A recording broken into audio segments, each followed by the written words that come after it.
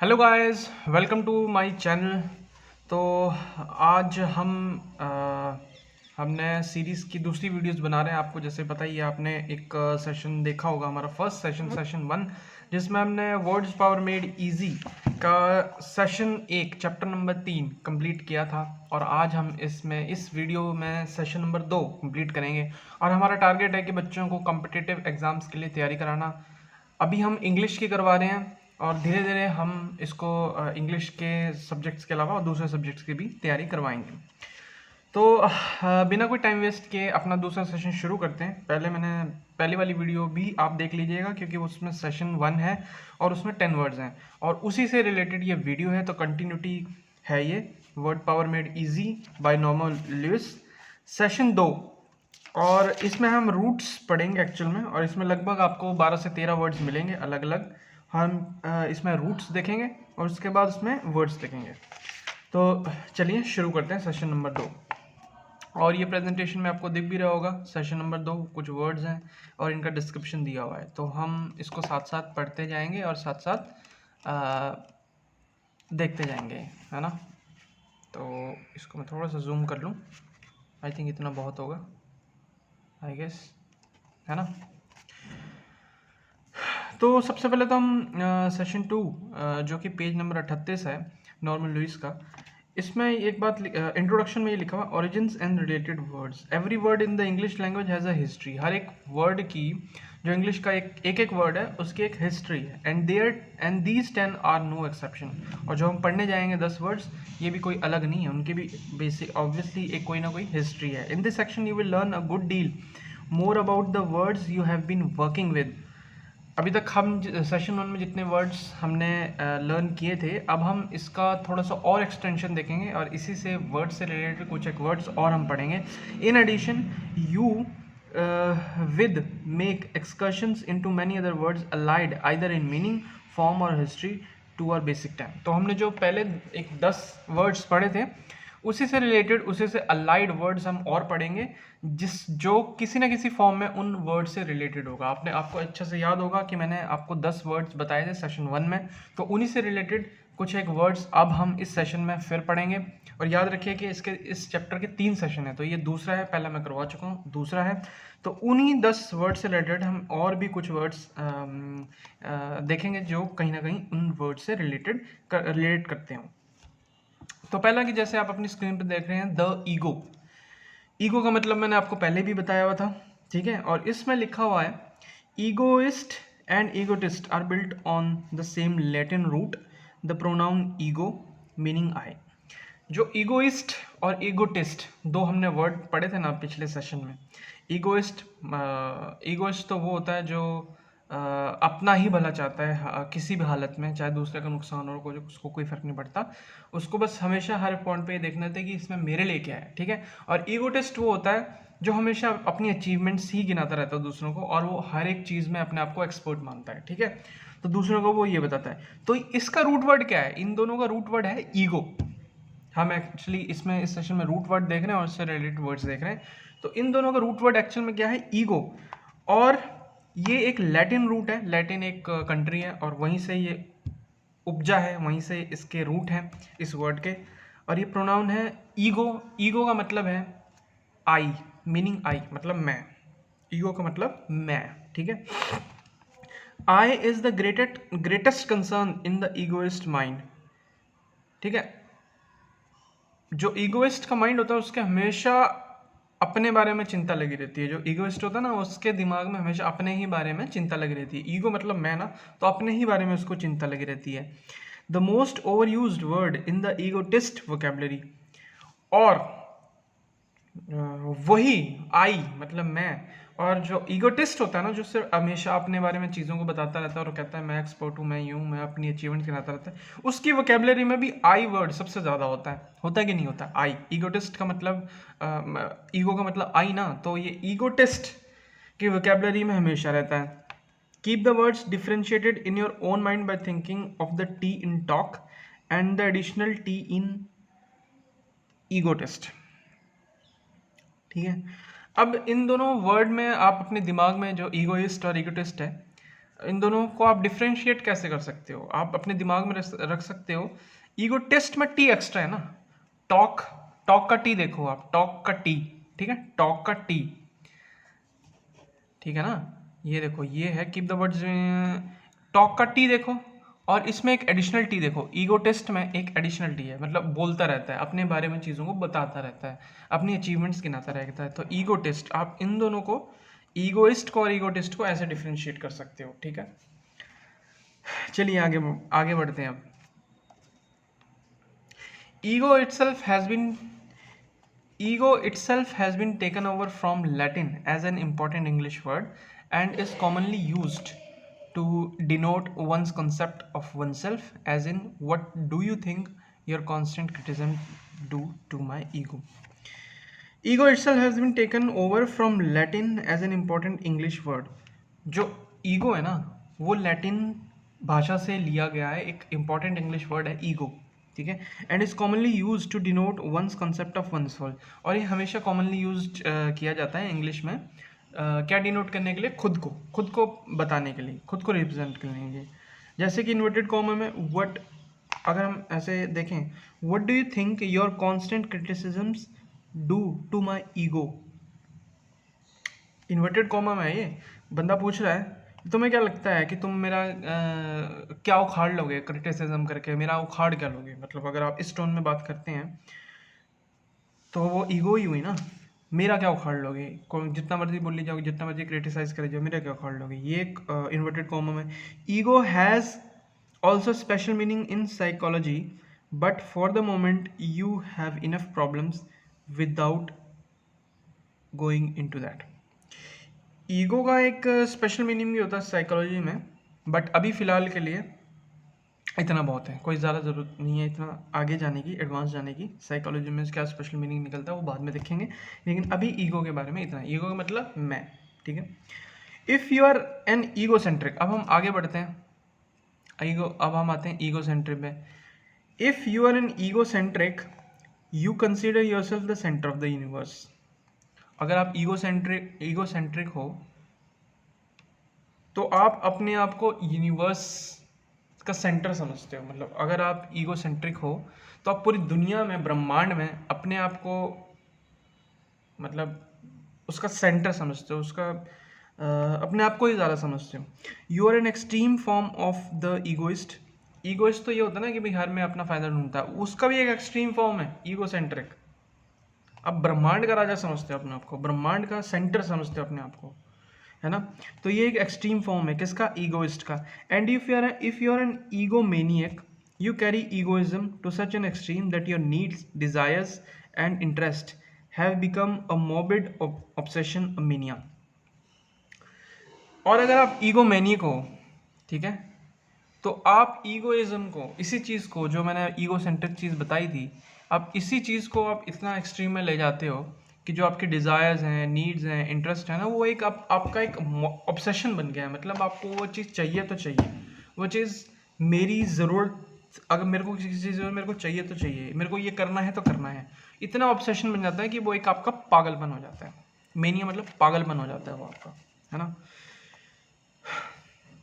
The egoist or egotist is obnoxious, the egocentric is intolerable, and the egomaniac is dangerous and slightly mad.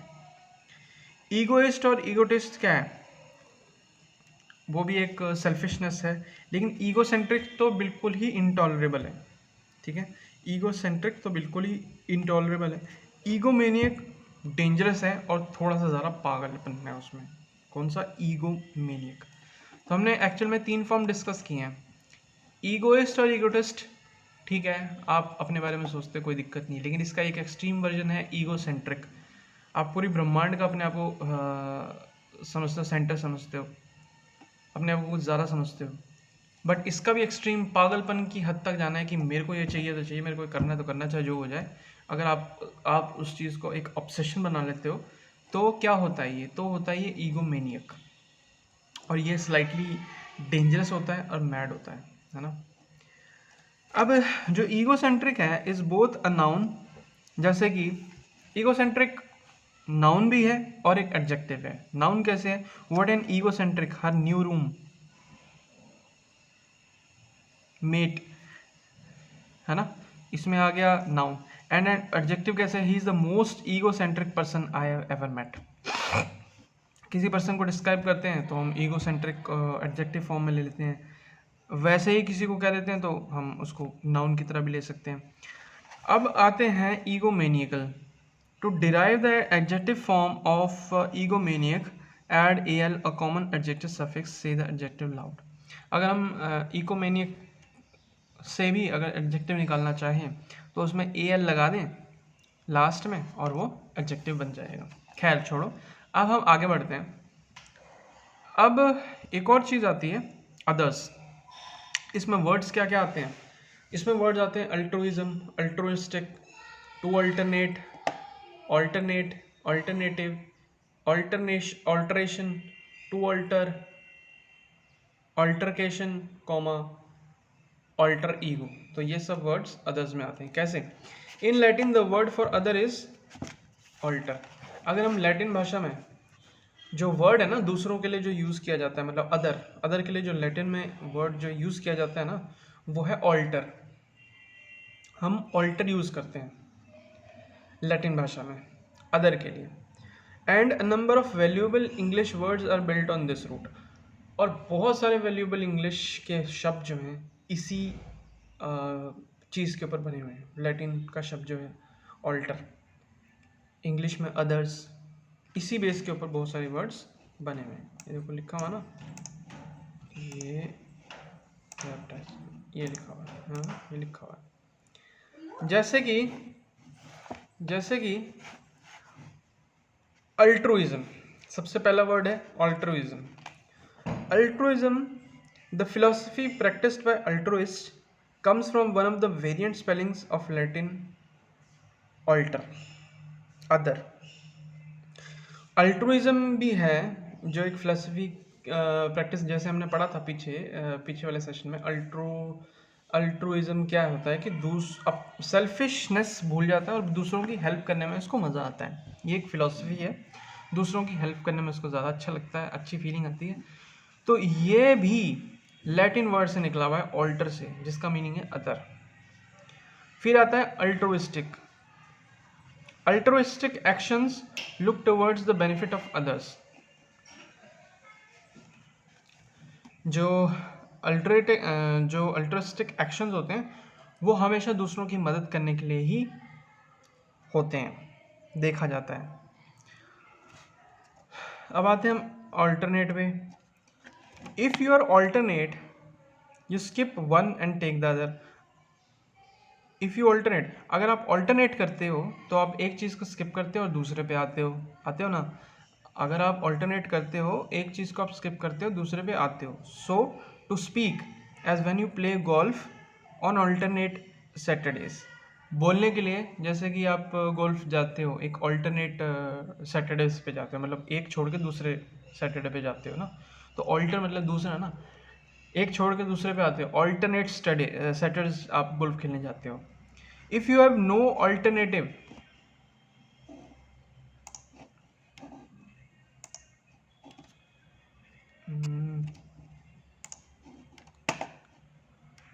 If you have no alternative you have no other choice. अगर आपके पास कोई दूसरा option नहीं है, alternative मतलब कोई दूसरा option नहीं है, ऑल्टर मतलब अदर्स, अगर आपके पास दूसरा ऑप्शन नहीं है तो आपके पास कोई चॉइस है नहीं, है ना।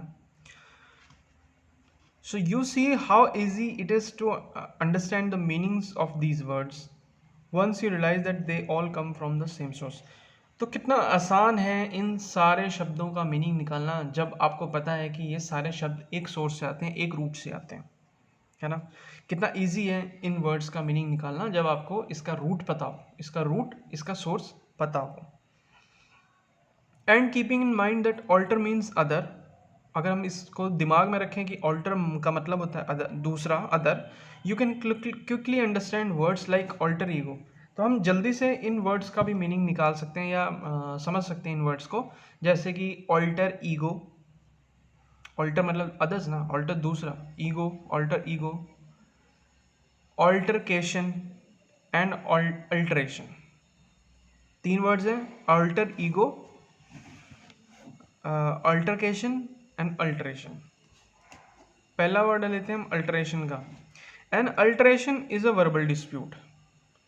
किसी से हमारी बोलचाल हो जाती है, वर्बली डिस्प्यूट हो जाता है, वर्बली कोई झगड़ा हो जाता है, तो उसको बोलते हैं altercation. When you have an altercation with someone, जब आपकी किसी के साथ वर्बल डिस्प्यूट हो जाती है, वर्बली झगड़ा हो जाता है, you have a violent disagreement, तो आप एक दूसरे की बातों में अग्रीमेंट नहीं होता, आप एक दूसरे की बातों को नहीं मानते हो और वायलेंट होते हो, एक हिंसक बातचीत होती है आप दोनों के बीच में। अ फाइट विद वर्ड्स, एक तरह से लड़ाई होती है ये, लेकिन शब्दों की लड़ाई होती है।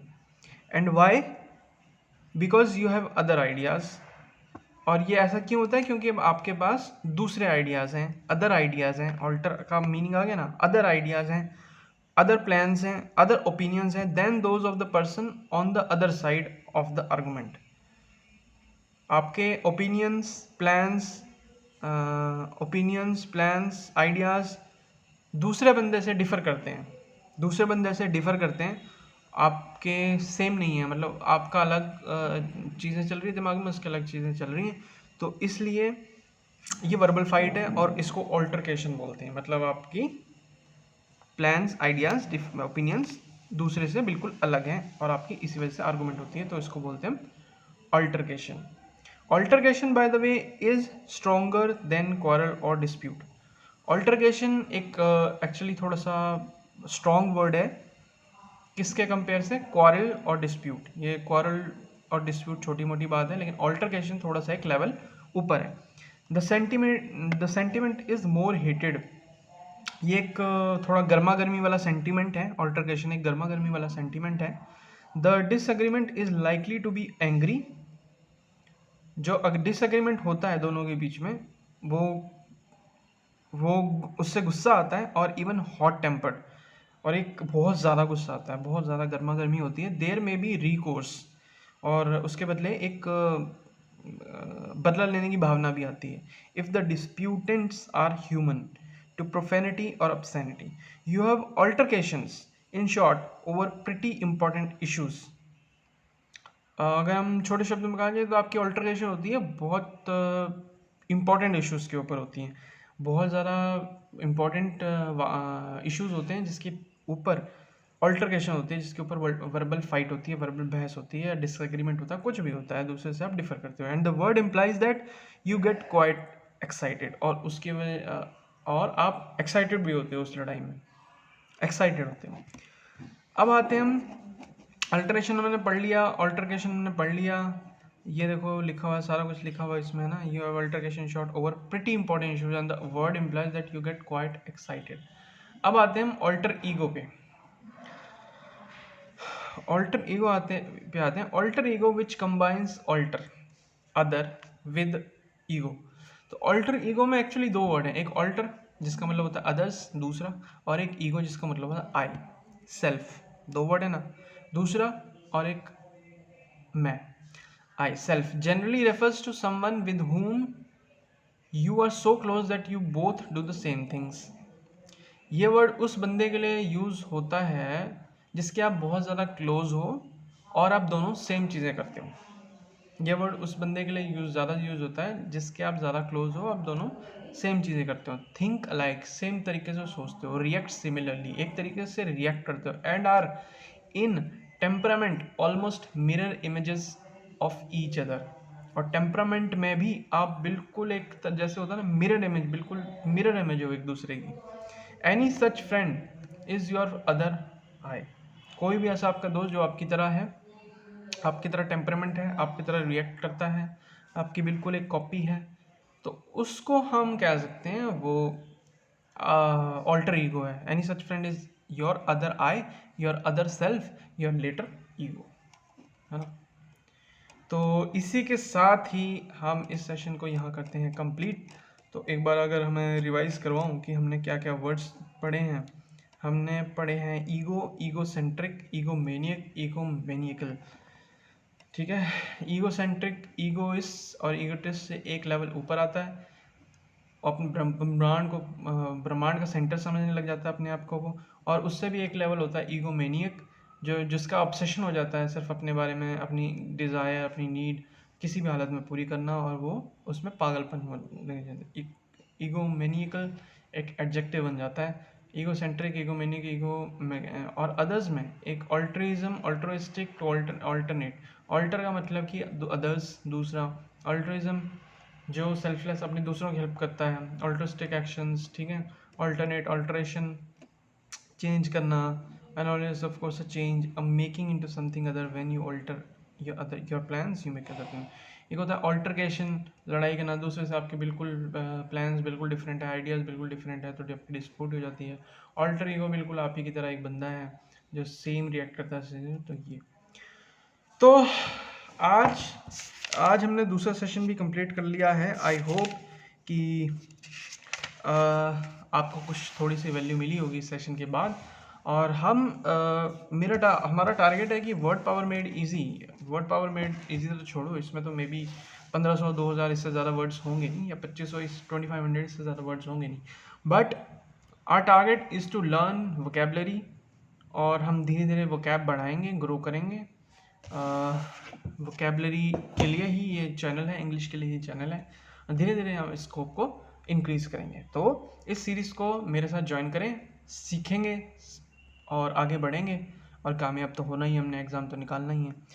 तो इसलिए प्लीज़ बने रहें। मिलते हैं हम नेक्स्ट वीडियो में। सेशन 3 लेके आऊँगा, और चैप्टर 3 बिल्कुल हमारा कंप्लीट हो जाएगा, है ना। तो ठीक है, बाय बाय, टेक केयर। अब मिलते हैं नेक्स्ट वीडियो में। Good bye.